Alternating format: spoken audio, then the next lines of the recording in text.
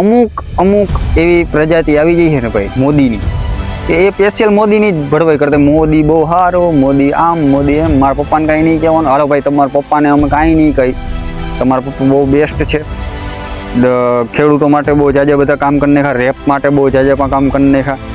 આ દેશમાં રેપ થતા નથી, હાવ પૂરું થઈ ગયું. સો વેલકમ બેક ટુ હાર્દિક અનફિલ્ટર્ડ. આવી ગયો છું નવા ટોપિક ઉપર, નવા મુદ્દાઓ ઉપર. તો સૌથી પહેલાં તો તમે મારા વિડીયોઝ જોવો છો તો તમને એક વસ્તુ તો પૂછવી મારી બને જ છે. મારા કહેવાય ને કે મારામાં એ આવે, તમારામાં ના આવે. મારે પૂછવાનું હોય તમને કે તમારો દિવસ કેવો રહ્યો, તમે શું વિચાર્યું આખો દિવસમાં, અને કેવી દિનચર્યા રહી એક વખત પહેલાં વિચારો. આજે પહેલાં તમે કેટલા વાગે ઉઠ્યા ને તમે આખો દિવસમાં શું કર્યું વિચારો. ઘર માટે કેટલું વિચાર્યું, તમારા ફ્યુચર માટે કેટલું વિચાર્યું. ચાલો એ બધી છોડજો, દેશ માટે તો થોડું ઘણું કંઈક વિચાર્યું છે ને. ભલે તમે દેશ માટે કંઈ કરો નહીં, તમે કદાચ અભણ છો, ફેલ થઈ ગયા છો, કે પછી આગળ અભ્યાસ નથી કરી શક્યા, તો તમે આર્મીમાં અથવા પોલીસમાં ક્યાંય તમે દેશની સેવામાં નથી લાગવાના, એ ઓકે છે. બટ તમારા વિચારોમાં કેટલોક બદલાવ છે એ આજે તમારી જાતને તમારે પૂછવાનો છે. ખાલી એક વખત તમારી જાતને પૂછો કે અત્યારે જે સરકાર રહી એ સારી હતી કે પહેલાની જે સરકાર હતી એ સારી હતી. અને જે ખેડૂતો હશે ને એની પાસે તો આ જવાબ હશે જ કે કેટલી સરકાર પહેલાની સારી હતી, પહેલાની મોંઘવારી કેટલી સારી હતી, અને અત્યારની વસ્તુ શું સારી. હા, નો ડાઉટ બહુ જાજો બધો ફેરફાર આવ્યો છે આપણા દેશમાં, બહુ જાજુ બધું ડેવલપિંગ આવ્યું છે, બહુ જાજુ બધું થયું આ ગયા વર્ષોમાં. બટ કહેવાનો મુદ્દો એટલો છે મારો કે ગયા પાછલા વર્ષોમાં 2014 પહેલાં આપણી માથે, દેશની માથે કેટલો કરજો હતો, અને અત્યારે ડોલરનો ભાવ શું છે એ કોઈ એનાલિસિસ નહીં કરે. ખાલી એમ જ કહે. આપણે જ્યારે સરકારની વાત ઉપાડીને એટલે અંધભક્તો એવું જ કહે છે કે ભાઈ પાકિસ્તાનમાં જો શું હાલે છે, બાંગ્લાદેશમાં શું હાલે છે, પણ જેની યારે કમ્પેરિઝન કરવાનું છે એ તો કરો. પાકિસ્તાનની તો ચડ્ડી ખરીદવાની ઓકાત નથી, આવડો કમથો તો દેશ છે મુરઘીના અંડા જેવડો, તો તમે એની યારે શું કામ કમ્પેરિઝન કરો. કમ્પેરિઝન કરો ને અમેરિકા યારે, ચાઇના યારે. આપણી જેટલો મોટો જ સેમ દેશ છે, બહુ જાજો બહુ ફેરફાર નથી એમાં. તો જે કમ્પેરિઝન કરવાનું ટાઈમ આવે ને ત્યારે પાકિસ્તાનનું નામ લઈ લે, નેપાળનું નામ લઈ લે. તો ઇવન અત્યારે જોતા મને એવું લાગે છે કે નેપાળમાં તો બહુ જાજો ફેરફાર છે, બહુ નાની એવી કન્ટ્રી છે. બટ સરકારની વિશે જેની આમ કહેવાય ને જેને દાન પૂન આવે છે ને સરકારના, એ કોઈ દિવસ અવાજ ઉપાડશે જ નહીં. અને કોઈક અવાજ ઉપાડતો હશે ને એને ગાયરું દેશે અને બહુ જાજુ બધું કરશે કે એ વિડીયો જ ના બને. વિડીયો શું બનાવવાનું મન જ ન થાય. હું તો સવારમાં ઉઠીને જોઉં ને એટલે હું સારી કોમેન્ટોની વાત ના જોઉં. હું પહેલાં સવારમાં ઉઠીને પહેલાં ખરાબ કોમેન્ટો જ વાંચું, મને બહુ મજા આવે. કારણ કે મને ખબર છે કે જો તમારે સમાજ માટે કંઈક અવાજ ઉપાડવો છે ને તમારે કંઈક સારો માણસ, તમારી જાતને સારા લાગો એવું માણસ બનવું ને તો પહેલાં તો તમારે ગાયરું ખાવી પડે. ભલે ગાયરું ન ખાવ તો કાંઈ નહીં, પણ તમારે અમુક એવી વાતો સાંભળવી પડતી છે કે જે તમે તમારા દેશ અથવા ગુજરાત અથવા તમારી ભૂમિ, જે જન્મભૂમિમાં જે રહેનારા માણસો હોય છે ને એની જ પાસેથી તમારે સાંભળવી પડશે. હું ગુજરાતીમાં ટોપિક બનાવું છું, ગુજરાતીમાં. અને મારા જે જેતપુરના જે સપોર્ટર રહ્યા ને ભાઈ, જેટલા પણ જેતપુરના મારા વિડીયોઝ જોઈએ ને એ બધા જો સપોર્ટ તો અખૂટ મારે એના લીધે જ હું અહીંયા ઊભો છું, જેતપુરના સપોર્ટના લીધે. જેતપુરવાળાઓ મને એટલો સપોર્ટ કર્યો ને એની જાજી તો ઓછી નહીં હોય, ખરાબ કોમેન્ટોમાં તો ઓછી જ હોય જેતપુરવાળા પબ્લિકમાં તો. બટ જે બીજી ગુજરાતની મારી પબ્લિક આવે છે ને ભાઈ, એમાં અમુક એવી પ્રજાતિ આવી ગઈ છે ને ભાઈ મોદીની, કે એ સ્પેશિયલ મોદીની જ ભડવાઈ કરતા, મોદી બહુ સારો, મોદી આમ, મોદી એમ. મારા પપ્પાને કાંઈ નહીં કહેવાનું, હાલો ભાઈ તમારા પપ્પાને અમે કાંઈ નહીં કહી, તમારા પપ્પા બહુ બેસ્ટ છે, ખેડૂતો માટે બહુ જાજા બધા કામ કરી નાખ્યા, રેપ માટે બહુ જાજા પણ કામ કરી નાખ્યા. આ દેશમાં રેપ થતા નથી, હાવ પૂરું થઈ ગયું. 2014નો રેપ એવરેજ જોઈને એટલે 26,000 હતો 2014ની પહેલાં. અને 2014 મોદી સરકાર આવ્યા પછી રેપ કેસનું પ્રમાણ 36,000 કરતાં પણ વધુ છે. શું કામ? કે આપણા તો મોદી કાકા છે અહીંયા. એટલે જ્યાર સુધી આપણા વિચારતા રહ્યો મોદી બહુ સારો છે, મોદી ફલાણું છે, મોદી ઠીકડું છે, ત્યાં લગન કાંઈ વસ્તુ બદલવા નથી. પણ જ્યારે તમે રિયાલિટી જોવાનું ચાલુ કરશો ને તો ત્યારે તમારી આંખો ખુલશે, ત્યારે તમને સમજાય કે શું વસ્તુ ચાલી રહી છે. તમને એમ થાય કે ભાઈ જ્યારે કોંગ્રેસ સરકાર હતી તે હું બદલાવ આવ્યો ને, આમ નો ડાઉટ બદલાવ નતા આવ્યા, હાલો એટલા બધા ડેવલપિંગ કામ નતા થયા, પણ દેશ સુખી રીતે જીવન જીવતો હતો. તમને ખબર હોય તો આજથી 2014માં જે ડોલર 70 ની પાર નતો જતો એ અત્યારે 95+ છે.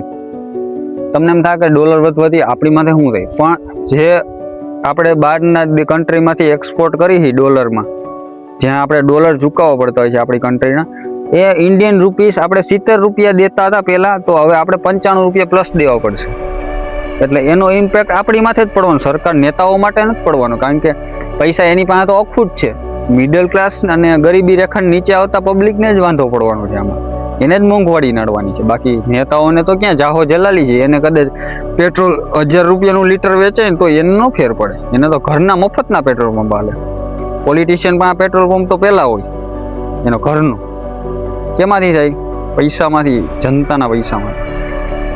એટલે જ્યાર સુધી આપણે આપણા વિચારોને નહીં બદલી, જ્યાર સુધી આપણે કોઈક ખેડૂતોનો અવાજ બનીને આગળ નહીં આવી, આપણા બેનું દીકરીઓનો અવાજ બનીને આગળ નહીં આવી, કે ખુદના અવાજોને લઈને આગળ નહીં આવી, ત્યાં લગીને આ કન્ટ્રી નથી બદલાવાની. તમને શું લાગે કે આ દેશ ક્યારે ડેવલપ થાય? 5 વર્ષ પછી, 10 વર્ષ પછી, 15 વર્ષ પછી, હાલો 20 વર્ષ પછી?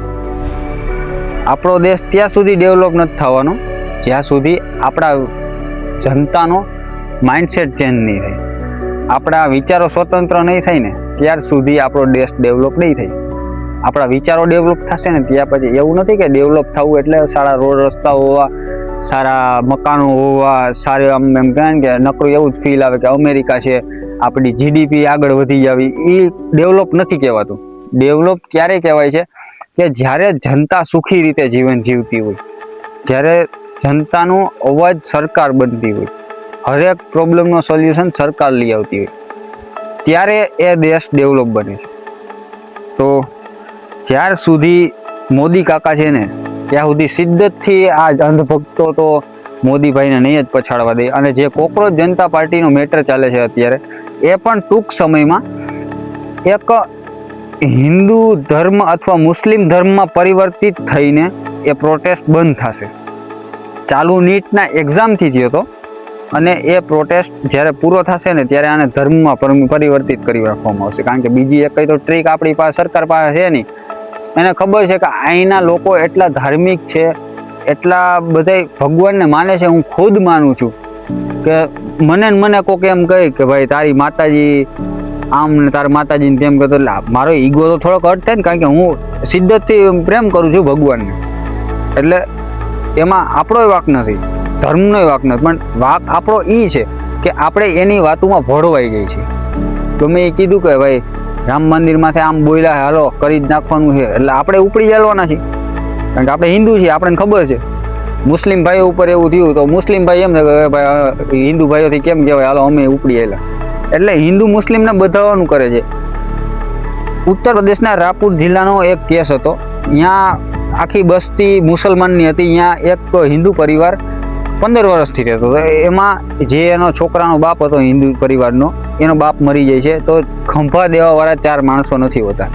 તો એ બહુ ઓલું વિચારે છે કે હવે અમારે કઈ રીતના મારા પપ્પાને બહાર કાઢવા, કઈ રીતના એને દફનાવા જવા કે અથવા સળગાવવા જવા. તો હિન્દુ ભાઈઓ મુસ્લિમ ભાઈઓ આગળ આવ્યા કે ભાઈ એવું કાંઈ નથી હોતું હિન્દુ મુસ્લિમ, તમે 15 વર્ષ થયા રહેશો, આપણે એટલો સારો સંબંધ છે તો અમે ખંભો આપી, તમને પ્રોબ્લેમ ન હોય તો. એણે ખંભો આપીને એક ઇન્સાનિયતનો નાતો એણે 15 વર્ષ રાખ્યો. તો આમાં ક્યાંથી પોલિટિક્સ આવી ગયું? પોલિટિક્સ કદાચ ગમે એમ બદલવાનું કરશે ને, હિન્દુ મુસ્લિમ કરવાનું, તો એ વસ્તુ નથી બદલાવાની.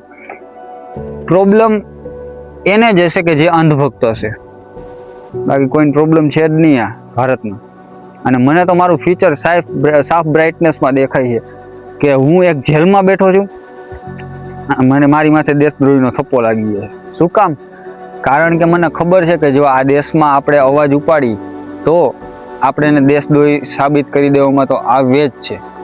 કદાચ આપણે ગમે એટલા બંધારણની નીતિ હાલ્યા હોય કે કદાચ ગમે એટલી સાચીને સચોટ વાત કરી હોય ને, તો એ ગમે એમ પરિવર્તિત કરીને ભરી જ દેવાના છે તમને અંદર.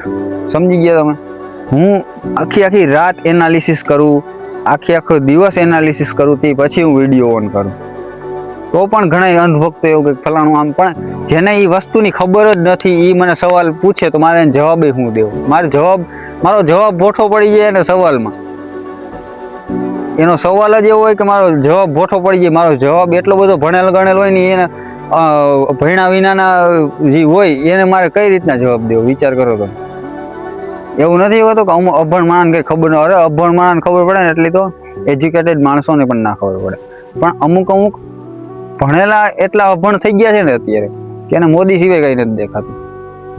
એટલે આપણો ખુદનો અવાજ બનો, આપણા વિચારોને ડેવલપ કરો, અને આવી નવી ઇન્ફોર્મેશન અને સાચા અને સચોટ સમાચાર જે તમને ગોદી મીડિયા તો ક્યારેય નથી આપવાની. અને જો તમારે આવી નવી ન્યૂઝ અથવા આવા નવા વિચારો સાંભળવા હોય તો મારી ચેનલને જરૂરથી સબસ્ક્રાઈબ કરશો. મળશું નેક્સ્ટ એપિસોડમાં. ત્યાં સુધી જય દ્વારકાધીશ, જય માતાજી.